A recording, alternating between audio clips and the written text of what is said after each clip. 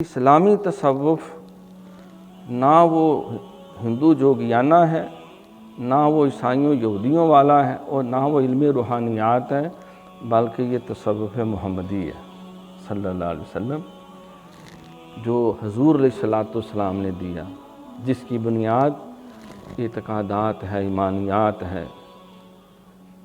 توحید، رسالت، کتب، ملائکہ، آخرت ہے، جس کی بنیاد کلمہ طیبہ، نماز، روزہ، حج، زکوٰۃ ہے، جس کی بنیاد امانت، دیانت، صداقت، شرافت ہے، حقوق اللہ، حقوق العباد کی ادائیگی ہے، جس کی بنیاد لقد کان لکم فی رسول اللہ اسوۃ حسنہ، دونوں عالم میں تمہیں مطلوب غیر آرام ہے، ان کا دامن تھام لو جن کا محمد نام ہے صلی اللہ علیہ وسلم۔ اگر سلیمان علیہ السلام کا امتی آصف بن برخیہ آنکھ چپکنے میں سینکڑوں میلوں سے ملکہ بلقیس کا تخت اٹھا کے لا سکتا ہے، تو سرکار دو جہاں کا جو غلام ہے، آپ کی امت کا جو ولی کامل ہے، وہ بھی 12 سال سے ڈوبا ہوا بیڑا جو ہے، اللہ کی اذن سے